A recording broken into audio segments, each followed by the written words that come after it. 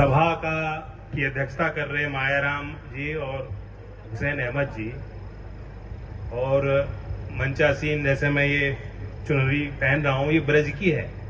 मैंने इसलिए नहीं उतारी कि बगल में मेरे कृष्ण पाल गुर्जर जी, जो ब्रज के लगातार सांसद चुनने जा रहे हैं, वो आए हैं, आपके सम्मान के लिए आए हैं। और ये उन्होंने बताया उनका इस क्षेत्र से कितना लंबा परिचय है, बड़ी खुशी हुई जानकर। मैं अपने मंत्रालय की तो बात कह ही सकता था, अनिल हमारे मंत्री उनकी बात कह सकता था, यूपी सरकार में साझेदार हैं। मैं अब ये भी कह सकता हूं कि कृष्ण पाल गुर्जर जी के मंत्रालय का कोई भी काम हो तो अधिकार के साथ आप आ सकते हो, क्योंकि अब ये दूर नहीं है, जब चाहोगे आएंगे। इनकी जो जड़ें अब आपके मीरापुर के बुद्धिजीवियों के हाथ में है, जब चाहोगे बुलाओगे आएंगे। तो ये बहुत अच्छी खबर है, और कृष्ण पाल जी हमेशा चौधरी साहब का सम्मान और आदर करते आए, बहुत अनुभवी हैं। ये चुनाव कम वोट से नहीं जीतते, लाखों से जीते, लाखों से हर बार। तो हमें इनका ये भी रहस्य जानना है, क्या फॉर्मूला है इनका। और मिथिलेश जी को फॉर्मूला बता के जाएंगे कि मिथिलेश जी को भी उतनी बड़ी जीत मिल सके। क्रिकेट का उदाहरण दिया उन्होंने, सही बात है, फील्डिंग भी जिताती है।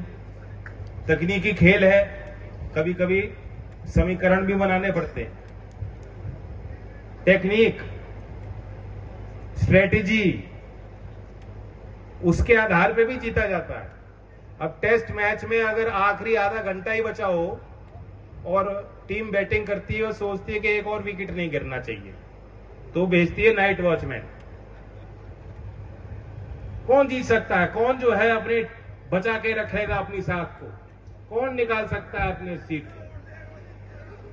जिसे आप वोट दोगे वही जीतेगा। बात बिल्कुल सही कही। और ये सोच के ही हमने मिथिलेश पाल जी को अपना उम्मीदवार, आपका उम्मीदवार बनाया है। पहले भी बाई इलेक्शन में जिताया था आपने, और उन्होंने कितनी ईमानदारी से बताया कि संजय चौहान जी की उस चुनाव में, उस अभियान में कितनी बड़ी भूमिका थी, और आपसे उसी आधार पर उन्होंने वोट मांगी। वही याद दिलाते हुए मैं दाएं बाएं की कोई बात नहीं करूंगा।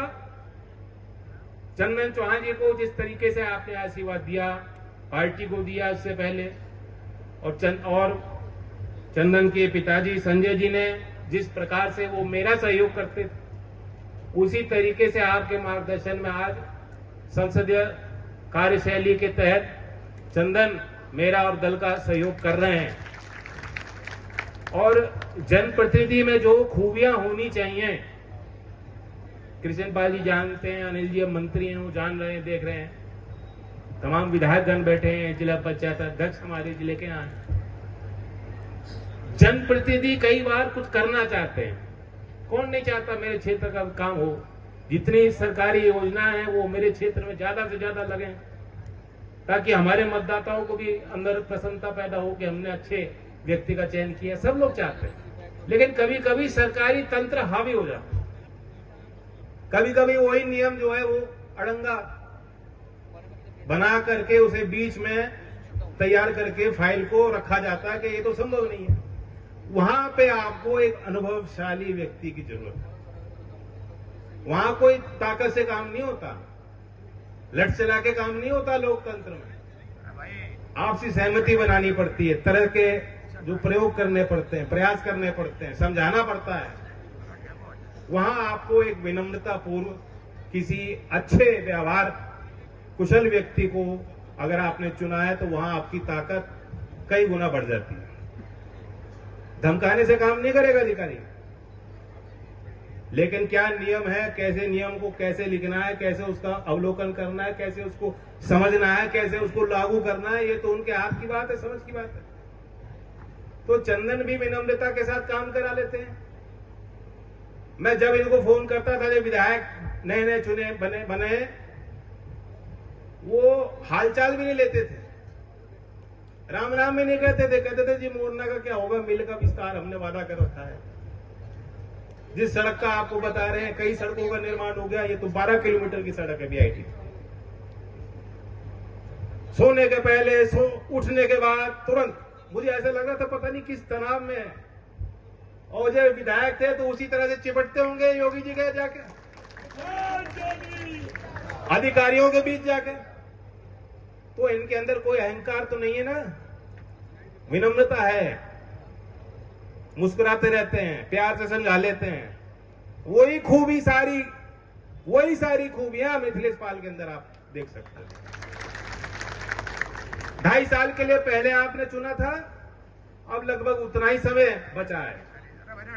सारे अनुभव का प्रयोग करेंगी। लोकदल में लगातार इन्होंने चुनाव लड़ा, लोकदल का ही चुनाव चिन्ह है। पूरे एनडीए की ताकत लग रही है, एनडीए का सहयोग लग रहा है। मुख्यमंत्री जी परसों आ रहे हैं। क्यों आ रहे हैं मुख्यमंत्री जी?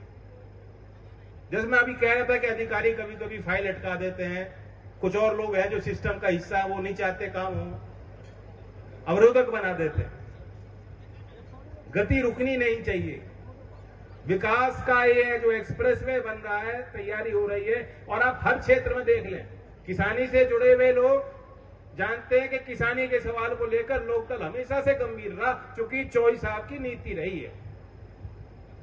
और विकास के जो दूसरे पैमाने आधुनिक भारत के हैं, आप देखिए, स्वास्थ्य का सुरक्षा कवच हर नागरिक के पास हो। आप जानते हैं कि एक मध्यम वर्ग का जो परिवार गांव का है और जो गरीब परिवार गांव का है, अगर उनके घर में कोई बीमार हो जाए और इलाज कराना पड़ जाए तो उनकी गुर्बत, उनकी गरीबी, उनकी समस्या, उनकी पीड़ाएं कई गुना बढ़ जाती हैं। मध्यम वर्ग का परिवार तो एक झटके से गरीबी में चला जाता है।